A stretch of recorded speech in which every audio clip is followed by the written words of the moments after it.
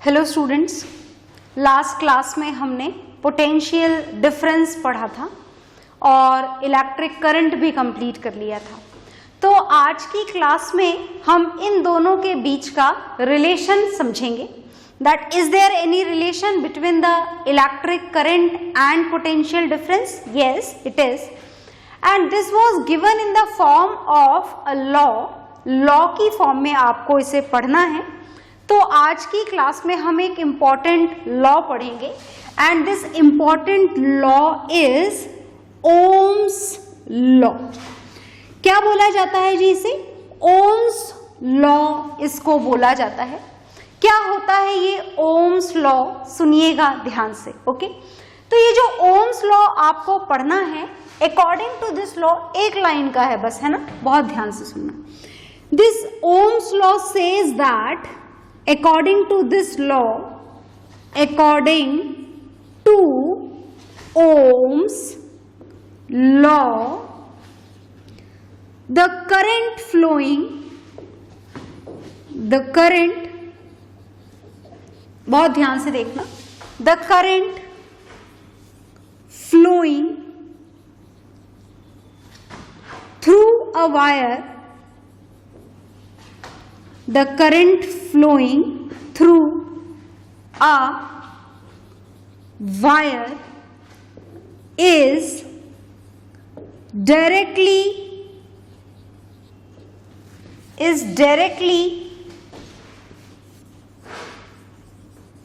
proportional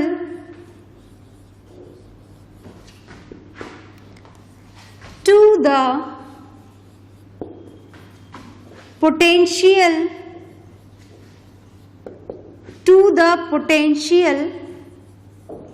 difference.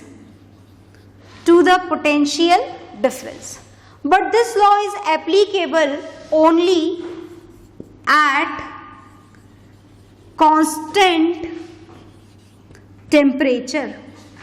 मतलब क्या नहीं बदलना चाहिए पूरे एक्सपेरिमेंट के दौरान, पूरे लॉ को फॉलो करवाने के दौरान कौन सी चीज कांस्टेंट रहनी चाहिए? टेम्परेचर कांस्टेंट रहना चाहिए। तो चलिए इस लॉ को समझने की कोशिश करते हैं, है ना। According to Ohm's law, the current flowing through a wire, is it okay? Current flowing through a wire का मतलब I, okay, is directly proportional to the potential difference. ये किसके डायरेक्टली प्रोपोर्शनल है? पोटेंशियल डिफरेंस के। और कब है? At constant temperature. क्या नहीं बदलना चाहिए? टेम्परेचर नहीं बदलना चाहिए, ठीक है। तो this electric current is directly proportional to V। इसी लॉ को ऐसे भी लिखा जाता है, कुछ बुक्स में इसको ऐसे भी लिखा गया है, V is directly proportional to I और I is directly proportional to V। Is it okay? तो देखिएगा ध्यान से, V is directly proportional to I लिखें या I is directly proportional to V लिखें। मतलब अगर आप किसी वायर के बारे में बात करें, जैसे मैंने ये वायर बनाया, स्ट्रेट बनाते हैं, है ना, चलो, तो ये स्ट्रेट वायर आपने बनाया है। इस वायर में जो भी करंट फ्लो हो रहा होगा वो किस पे डिपेंड करेगा? वो डिपेंड करेगा कि आपने इसके साथ में कितने वोल्ट की बैटरी लगाई है। जैसे मानो 6 वोल्ट की बैटरी लगाई है तो करंट की वैल्यू क्या होगी? जितनी भी होगी, what ever the value will be. अगर आप 6 वोल्ट की बैटरी को रिप्लेस कर दो 16 वोल्ट की बैटरी से, तो क्या करंट की वैल्यू उसमें इंक्रीज हो जाएगी? डेफिनेटली हो जाएगी। अगर आपने और बढ़ा दिया वोल्टेज, 216 वोल्टेज कर दिया, तो क्या इसमें करंट की वैल्यू और ज्यादा हो जाएगी? बिल्कुल ज्यादा हो जाएगी। Is it okay? तो बस इतनी सी बात हमको इस लॉ में बताई गई है and this law is known as Ohm's law. क्या बोला जाता है इस लॉ को? ओम्स लॉ, इस लॉ को बोला जाता है। Is it okay? तो जरा इसको आगे कंटिन्यू करते हैं हम लॉ को। हम इस प्रोपोर्शनैलिटी के साइन को यहां से हटाएंगे और इक्वल टू का साइन लगाएंगे। और जब ऐसा हम जब भी करते हैं फिजिक्स में, प्रोपोर्शनैलिटी के साइन को हटाकर जब भी हम इक्वल टू का साइन लगाते हैं, तो इस इक्वेशन के राइट साइड में हमको क्या लगाना पड़ता है, एक कांस्टेंट लगाना पड़ता है। एंड दिस कांस्टेंट, यहां पर भी हम कांस्टेंट लगाएंगे और यहां जो कांस्टेंट हम लगाएंगे this is R, capital R, small R मत लिखिएगा, कैपिटल आर लिखिएगा। This is capital R into I. तो हमने यहां पर ये जो कांस्टेंट लगाया है आर, इस आर के बारे में हम जानेंगे थोड़ी सी देर बाद जानेंगे। फिलहाल तो आपको एक नया फॉर्मूला मिल गया है पोटेंशियल डिफरेंस का। आप इसे आर आई लिखें या फिर यूजुअली बुक्स में आपको ये आई इंटू आर की फॉर्म में मिलता है, तो जो लिखना चाहे लिखें, आर इंटू आई लिखें या आई इंटू आर लिखें, बोथ आर सेम, दोनों सेम ही हैं। ओके, तो ये हमने पढ़ा ओम्स लॉ, वेरी इंपॉर्टेंट, बहुत ध्यान से देखिएगा और इसको नोट डाउन करिए और फिर इसके बारे में हम थोड़ा और जानेंगे। और जानने से पहले, नोट डाउन करने से पहले मैं आपको एक बात और बता दूं कि यहाँ पर आप बोल रहे हैं कि पोटेंशियल डिफरेंस और करंट, ये I और V ये दोनों क्या है, डायरेक्टली प्रोपोर्शनल है। This I is directly proportional to V। तो जब भी आप V और I के बीच में ग्राफ बनाना चाहेंगे तो ये ग्राफ कैसा बनेगा, ये ग्राफ बनेगा ऐसा, स्ट्रेट लाइन। सिर्फ इन दोनों के बीच में ही नहीं, अगर कोई सी भी दो चीजें वन पार के साथ में डायरेक्टली प्रोपोर्शनल होती हैं, in that condition we will get the same graph. So note it down whatever is there on the board and then we will move to know that what this are is. Okay, तो आप इसे note down कर लीजिए। तो I hope आपने Ohm's law note down कर लिया होगा। इस ओम्स लॉ के बाद में जो हमको समझना बाकी रह गया है, इस ओम्स लॉ के अंदर ही क्या समझना बाकी रह गया है, देखिएगा ध्यान से। फिलहाल हम इसको यहाँ से हटा देते हैं और इस ओम्स लॉ के बारे में थोड़ा और जानने की कोशिश करते हैं। क्या है ये ओम्स लॉ?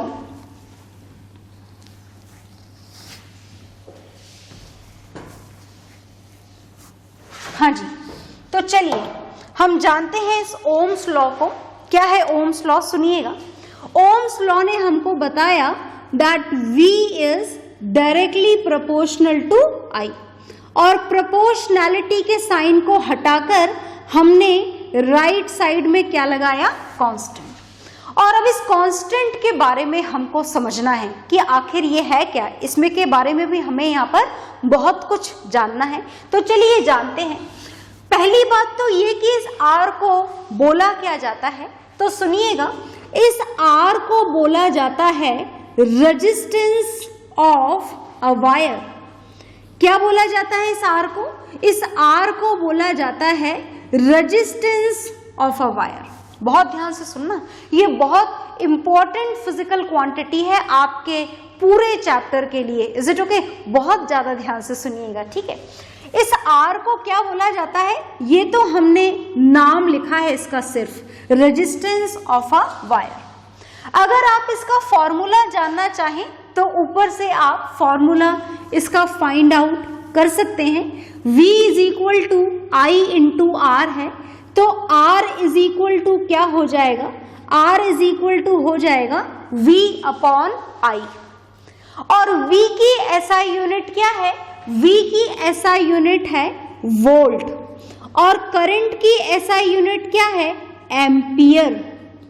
तो मतलब आपके R की, जिसे आप रेजिस्टेंस बोल रहे हैं, इसकी SI यूनिट क्या हो जाएगी, इसकी SI यूनिट हो जाएगी वोल्ट पर एम्पियर। और वोल्ट पर एम्पियर को हमने दोबारा से एक नया नाम दे रखा है, and this is ohm. Is it okay? अब ये ओम तो है, पर आप है ना वो ओम वाला सिंबल मत बना दीजिएगा यहाँ पर। इस ओम का भी एक सिंबल है, this is the symbol of ohm. Is it okay? So what is the SI unit of resistance? SI unit of resistance is ohm, and the symbol of this ohm is there in front of you. बना हुआ है। Is it okay? सारी बातें हमको समझ में आ गई, resistance का फॉर्मूला समझ में आ गया, एसआई यूनिट भी हमने जान ली, पर अभी तक भी ये समझ में नहीं आया कि आखिर ये रेजिस्टेंस चीज क्या है। What is this resistance? Is it okay? ये तो हमें समझ में ही नहीं आया। तो बहुत ही ध्यान से सुने, इस रेजिस्टेंस को थोड़ा ज्यादा समझना है। देखो जी, बात ऐसी है कि हमने कुछ 2-3 क्लास पहले ये बात जानी थी कि whenever we are using a metal rod, then usually all the metal rods are a good conductor of electricity. और क्यों होते हैं ये good conductor? Because the electrons are free to move in all these metal rod. क्या free होते हैं इन metal rod के पास में? इलेक्ट्रॉन्स फ्री होते हैं। किसके लिए फ्री होते हैं इलेक्ट्रॉन्स? मूवमेंट के लिए। They can move from one place to another place. Is it okay? और हमें यहाँ पर क्या करवाना है इन इलेक्ट्रॉन्स को? एक पर्टिकुलर डायरेक्शन देनी है। If all these electrons start flowing in a particular direction, then that flow of electron is known as electric current. क्या बोला जाता है उसे? Electric current. तो ये इलेक्ट्रॉन किसी भी वायर में क्या इतनी आसानी से फ्लो हो सकते हैं? ये तो आपने मेटल रॉड ली है, ये पतले पतले वायर लिए और ये आपने लगा दी, बैटरी लगा दी, positive terminal, negative terminal. Is it okay? ये आपने स्विच भी लगा दिया और स्विच में डॉट भी लगा दिया। समझते हो ना इसका मतलब? Switch is on, current is flowing. Is it okay? And what is the direction of current? From positive terminal to negative terminal. मतलब इलेक्ट्रॉन्स किधर जा रहे हैं? In the opposite direction of it. That means from negative terminal to positive terminal. तो क्या wire में ये electron इतनी आसानी से फ्लो हो सकते हैं?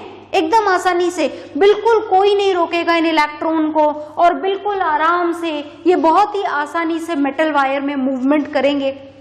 इवन मेटल के एटम से भी नहीं टकराएंगे, कोई चीज आएगी ही नहीं इनके रास्ते में और बहुत आसानी से ये इलेक्ट्रॉन मेटल के अंदर फ्लो कर पाएंगे। क्या ये बात सही है? नहीं। बहुत सारे रेस्ट्रिक्शन हैं। जब ये इलेक्ट्रॉन्स इस पर्टिकुलर डायरेक्शन में फ्लो करेंगे तो बहुत सारी रुकावटें आएंगी इन इलेक्ट्रॉन्स के रास्ते में।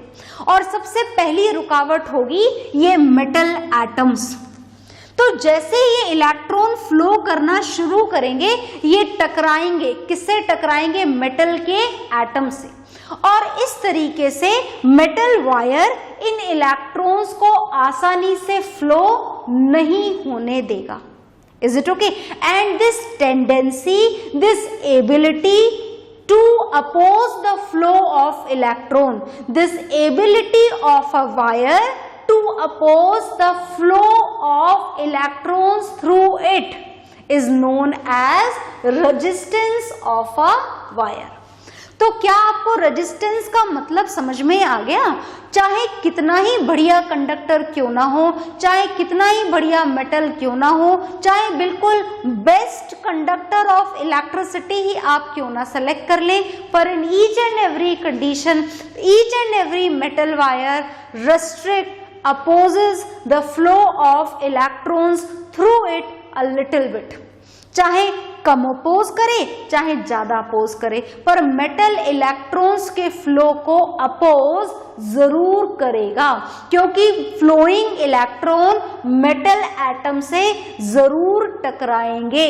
Is it okay? And this tendency to oppose the flow of electrons through it is known as resistance of a wire.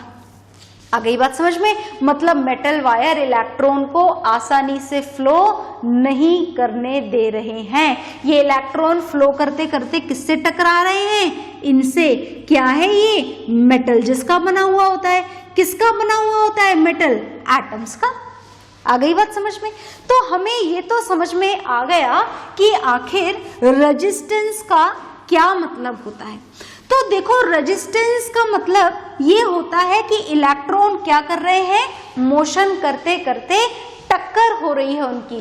किससे टक्कर हो रही है? मेटल के एटम से।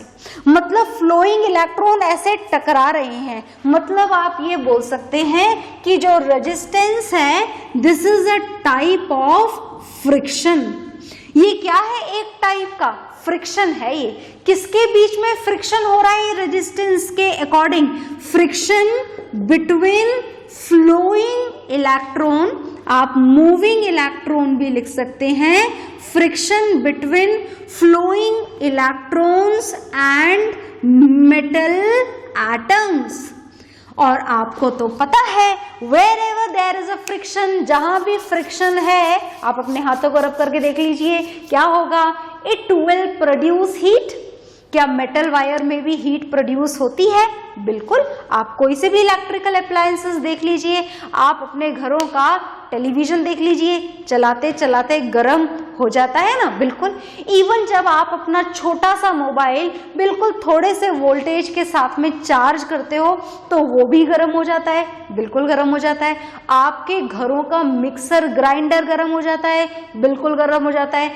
फ्रिज की साइड वॉल्स गर्म हो जाती हैं। यस। और इलेक्ट्रिक आयरन वो तो बनी ही गर्म होने के लिए है ना। तो मतलब हम जितने भी इलेक्ट्रिकल अप्लायंसेस यूज करते हैं उनको स्विच ऑन करने के बाद में थोड़ी देर बाद वो क्या हो जाया करते हैं? गर्म हो जाया करते हैं। और उनके गर्म होने का कारण क्या है? उनके गर्म होने का कारण है जो भी वायर्स उनमें लगे हुए हैं। भाई इलेक्ट्रिकल अप्लायंसेस हैं तो वायर्स तो होंगे ही सही, और वायर्स हैं तो क्या होगा? रेजिस्टेंस। और ये जो रेजिस्टेंस है, ये रेजिस्टेंस की वजह से क्या हो रहा है? लगातार फ्रिक्शन। किसके बीच में? फ्लोइंग इलेक्ट्रॉन्स और मेटल एटम के बीच में। और ये फ्रिक्शन की वजह से क्या प्रोड्यूस हो रही है? इस फ्रिक्शन की वजह से प्रोड्यूस हो रही है हीट। Is it okay? तो चलिए, हमने रेजिस्टेंस के बारे में बहुत सारी बेसिक इंफॉर्मेशन गेन कर ली है। That this resistance is a friction, this is a tendency of a metal wire which opposes the flow of electrons through it, and its SI unit is still there on the board. This is ohm, which is denoted by a symbol. हमें इसके अलावा भी बहुत कुछ जानना है resistance के बारे में। और अब हम क्या जानने जा रहे हैं? देखिएगा ध्यान से। हम जानने जा रहे हैं इसके फैक्टर्स। क्या कुछ बातें ऐसी हैं जो रेजिस्टेंस को ही बदल दे वायर के? बिल्कुल ऐसी कुछ बातें हैं। क्या है? सुनिएगा ध्यान से। There are some factors on which the value of resistance depends. किसकी वैल्यू डिपेंड करती है? रेजिस्टेंस की वैल्यू डिपेंड करती है। कौन से फैक्टर पर डिपेंड करती है? जानिएगा ध्यान से। हम यहाँ पर फर्स्ट फैक्टर लिखने जा रहे हैं, and this first factor is length of a wire. Length of a wire मतलब रेजिस्टेंस किस पर डिपेंड करता है? वायर की लेंथ पर डिपेंड करता है। कैसे डिपेंड करता है वायर की लेंथ पर? The resistance of a wire is, बहुत ध्यान से सुनना, is directly proportional to the length of a wire. क्या आपको इसका मतलब समझ में आया? Resistance is directly proportional to the length of the wire. मतलब more the length of a wire, more will be its resistance, less the length of the wire, less will be its resistance। लंबा wire लोगे तो resistance ज्यादा होगा ना, ज्यादा टक्कर होगी ना मेटल एटम के बीच में, रास्ता लंबा बना दिया है आपने। Is it okay? और अगर छोटा वायर लोगे तो फ्रिक्शन कम होगा, मतलब हीट कम होगी, मतलब रेजिस्टेंस कम होगा। बिल्कुल सही बात है, बिल्कुल सही बात है। तो ये है हमारा first factor, according to which resistance of a wire is directly proportional to the length of a wire, which means more the length of a wire, more will be its resistance, less the length of a wire, less will be its resistance। Is it okay? तो चलिए हम इसे दे देते हैं equation number 1। क्या और भी factors हैं रेजिस्टेंस के? Yes, there are total 4 factors on which the value of this resistance depends. हम फिलहाल सेकेंड फैक्टर जानने जा रहे हैं, ध्यान से देखिएगा। And the second factor is area of cross section. कौन सा है जी second factor? Area of cross section. ये एरिया ऑफ क्रॉस सेक्शन क्या होता है अभी समझाती हूं मैं आपको। पहले इसका सिंबल बता दूं आपको। Symbol of area of cross section is a, capital A. Okay, अब चलो मैं आपको पहले इसका मतलब समझाती हूँ एरिया ऑफ क्रॉस सेक्शन का। जैसे मान लो कि वायर है, हालांकि वायर बोलने के लिए ये मोटा थोड़ा ज्यादा है, पर आप इसे वायर मान लीजिए because this is cylindrical in shape and the wires which we use is also cylindrical in shape, right? बिल्कुल, है ना। तो ये वायर है। अब अगर आप इसे लंबा लेंथ वाइज वायर मानो तो ऐसे काटने पर इसका ये जो गोल गोल एरिया मिल रहा है, इस एरिया को बोला जाता है एरिया ऑफ क्रॉस सेक्शन। क्या बोला जाता है इसको? Area of cross section. तो ये मैंने आपको मोटा सा मार्कर दिखाया है और मैं आपको बता रही हूं कि this area is known as area of cross section. तो वायर चाहे मोटा हो चाहे पतला, एरिया ऑफ क्रॉस सेक्शन तो आपको सिलेंड्रिकल ही मिलेगा, सॉरी सर्क्यूलर मिलेगा। कैसा मिलेगा? सर्क्यूलर। ये सर्कल है ना? बिल्कुल ये सर्कल है। Is it okay? मतलब हमको एरिया ऑफ क्रॉस सेक्शन का मतलब ये जो ए आपको मिल रहा है, ये ए आपको किसका एरिया मिल रहा है? Area of a circle. Is it okay? तो चलिए पहले इसकी डिपेंडेंसी जान लेते हैं। This resistance of a wire is inversely proportional to the area of cross section. मतलब समझे आप, ये एरिया ऑफ क्रॉस सेक्शन ज्यादा तो रेजिस्टेंस कम, और एरिया ऑफ क्रॉस सेक्शन कम तो रेजिस्टेंस ज्यादा। अब थोड़ा दिमाग लगाओ जरा। पहली बात तो ये कि area of a circle, formula पता है क्या? Yes, definitely we know it. क्या होता है सर्कल के एरिया का फॉर्मूला? बताओ भाई, क्या लिखें? पाई आर स्क्वायर लिख दें क्या? Yes, this is pi r square.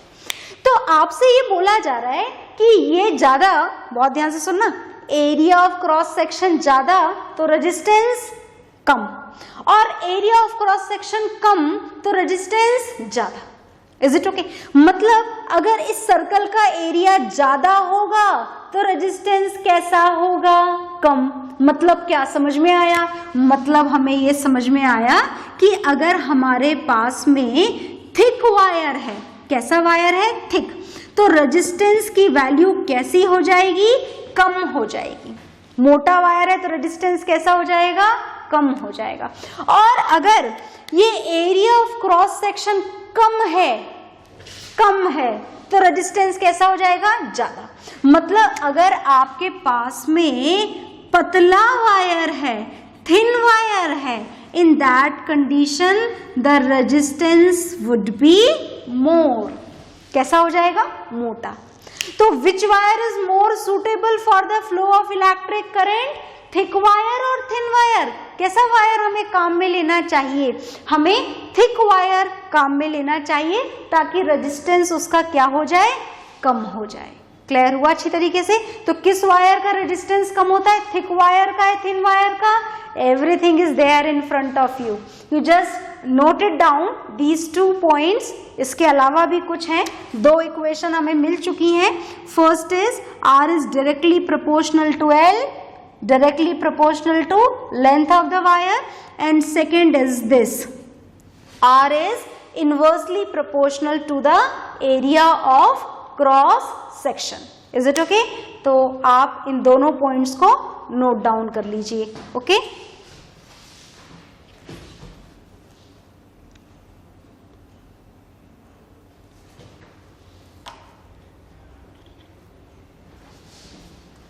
तो ये दोनों फैक्टर्स आपने नोट डाउन कर लिए होंगे।